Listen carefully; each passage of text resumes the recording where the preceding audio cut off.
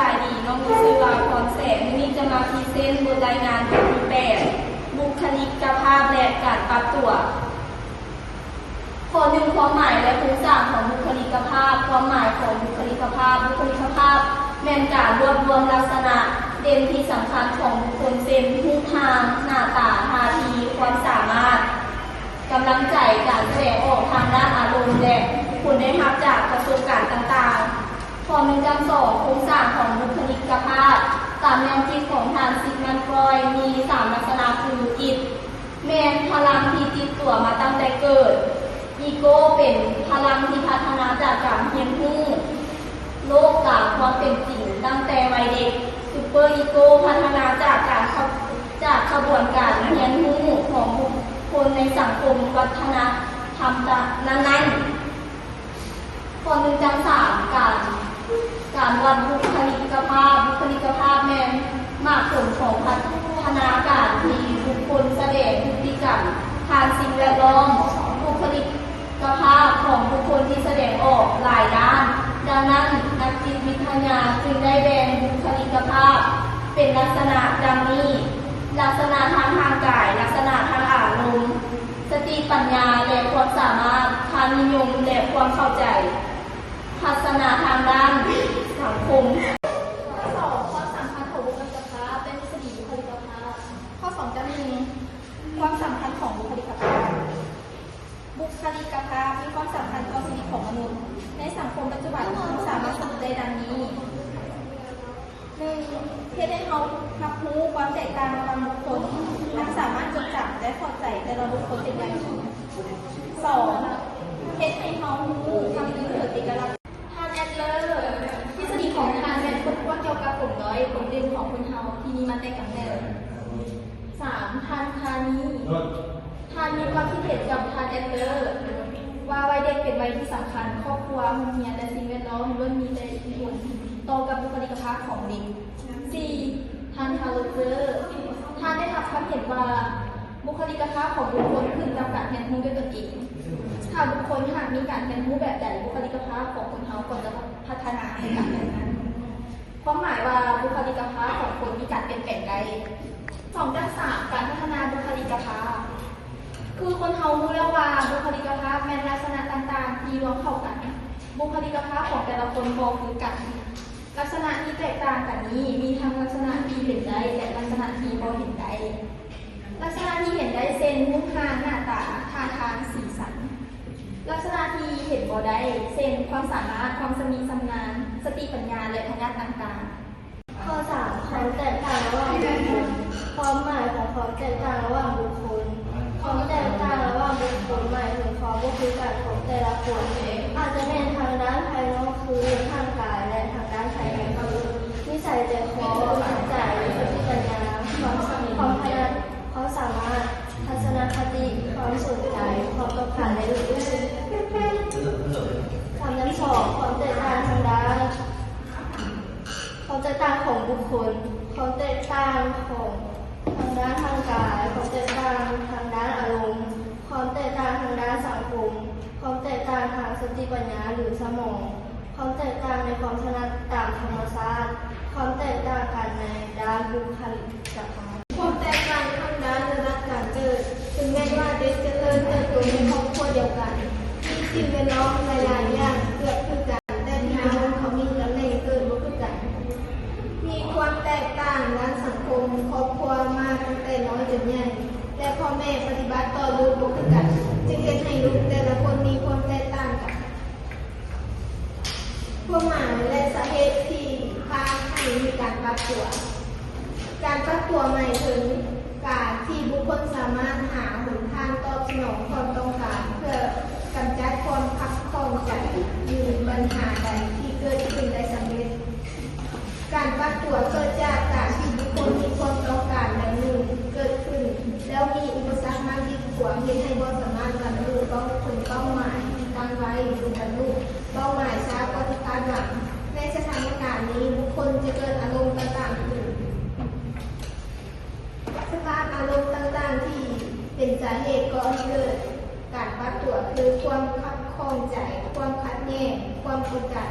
และความตึงเครียด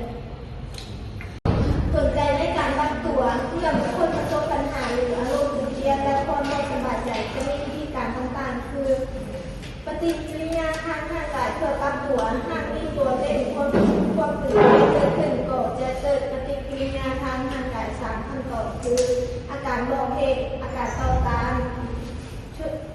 ขั้นการหยุดเห็นเรียบวิธีการที่เกิดปัญหาหรือตอบโต้ปัญหาโดยอัตโนมัติแสดงออกคือการห้องให้การระบายด้วยคำเว้าการหัวการชอบแสวงหาแหล่งให้ความช่วยเหลือการพักผ่อนนอนหลับ ที่ทั้งสามการใช้กลไกในการปรับตัวหรือกลไกป้องกันทางจิตเป็นกลไกที่บุคคลนำมาใช้เพื่อผ่อนคลายความตึงเครียดป้องกันใจความขับข้องใจและช่วยให้ผ่านช่วงเวลาแนวลำบากได้หรือช่วยรักษาความพอใจในตนเองส่วนนี้กลไกในการปรับตัวได้แก่หนึ่งประเภทต่อสู้หรือประเสริฐปัญหาแม่นการปกป้องตนเองด้วยการสร้างเกราะกำบังด้วยการใช้ความคิดอารมณ์ยืดของตัวเพื่อต่อสู้กับปัญหาในสถานการณ์นั้นการหาเหตุผลเข้าข้างตัวเอง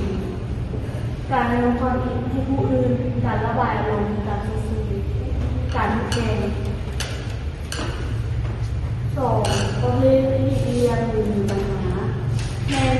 การปกป้องตัวเองจากความทุกข์เครียดการมีปัญหาความเสี่ยงโหดร้ายที่พบเจออยู่โดยการพาตัวเองไปจุดที่ปลอดภัยสำหรับตัวเองโดยไม่มีการตอบโต้ใดๆการแยกตัวออกจากสังคมการถดถอยการหนีข้ออ่อนที่ป่วยสามประเภทใช้การบำบัด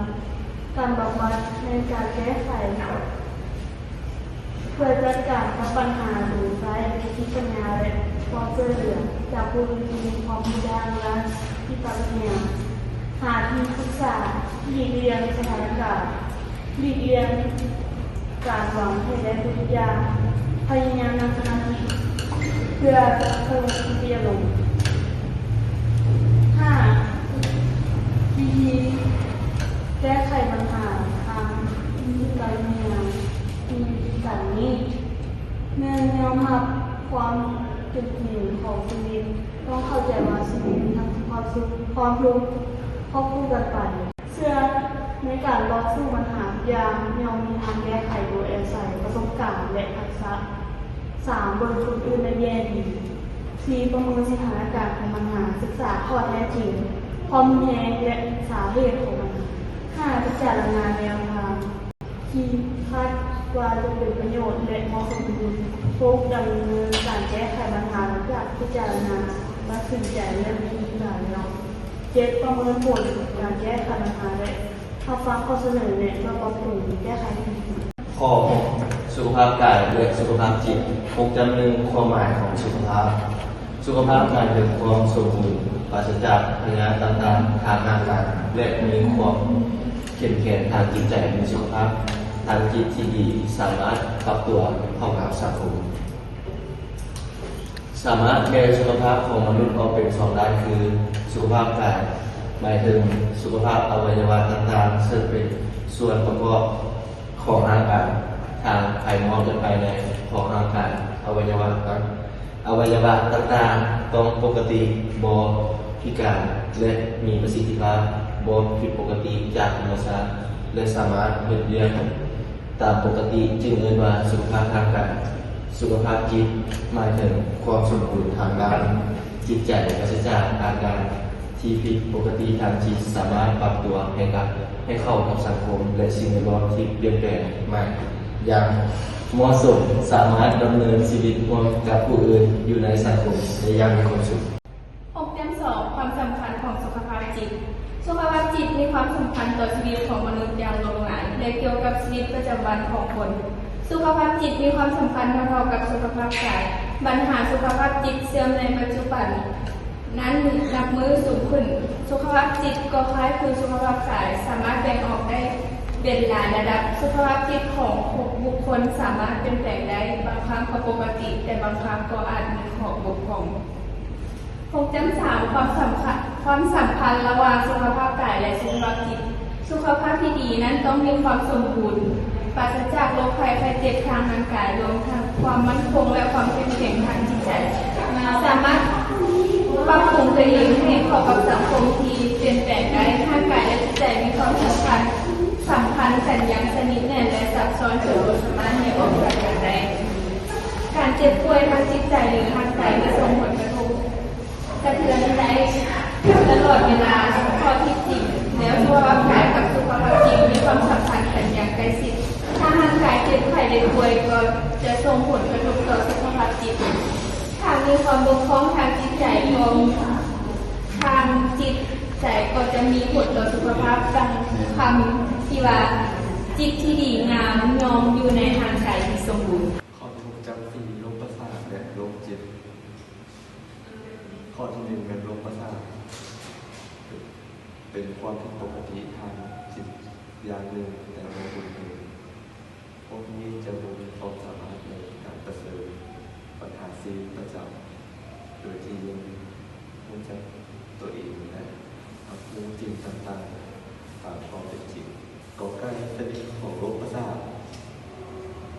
โรคประสาทแบ่งเป็นตรงสมบูรณ์โรคประสาทชนิดยานกลัว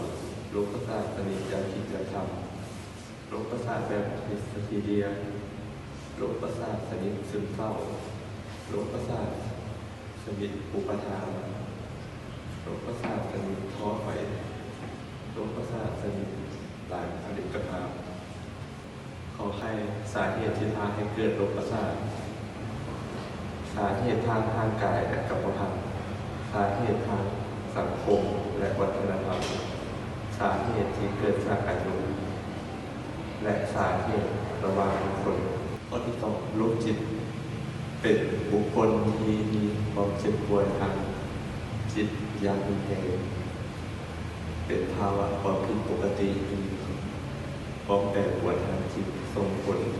ให้เกิดการสูญเสียหน้าที่การเลี้ยงของจิตใจในระดับสูญเสียความสามารถในการควบคุมตัวเองโรคจิตเกิดจาก2สาเหตุคือสาเหตุทางกายและทางจิตใจสาเหตุทางจิตใจสามารถแยกโรคจิตเป็น2ประเภทคือโรคจิตเภทและโรคจิตชนิดอารมณ์แปรปรวนข้อที่6จำกัดวิธีรักษาและการส่งเสริมสุขภาพทางจิตที่ดี 1. วิธีบำบัดรักษาการรักษาทางกายโดยใช้ยาการสอดเดินไฟฟ้าและการผ่าตัดการรักษาทางจิตบำบัดเป็นการใช้เทคนิคในทางจิตวิทยาและการบำบัดทางพฤติกรรมเน้นการแก้ไขพฤติกรรมที่บ่เหมาะสมโดยใช้การหลักการเรียนรู้เพื่อปรับเปลี่ยนความคิดความรู้สึกและพฤติกรรมสิ่งส่งเสริมเพื่อตนเองข้อที่2การส่งเสริมสุขภาพจิตโดยวิธีการคือรักษาสุขภาพทางกายให้สมบูรณ์แข็งแรงเพื่อให้จิตใจมีความเบิกบานมีทัศนคติกับตนเองให้ในทางที่ดีมีสัมพันธภาพที่ดีกับคนรอบข้างยิ้มแย้มแจ่มใสจะช่วยลดความตึงเครียดใช้อีกทางหนึ่งอย่าปล่อยให้มีเวลาว่างเกินไปฝึกสมาธิรู้จักแก้ไขปัญหาตามลำดับความสำคัญปล่อยวางปัญหาในบางการมันสำรวจและเรียนรู้มันสำรวจและรู้จักปรับปรุงข้อบุคคลยึดคำมั่นยึดมั่นคำสอนทางศาสนาเพื่อเป็นเครื่องยึดเหนี่ยวจิตใจในการปฏิบัติ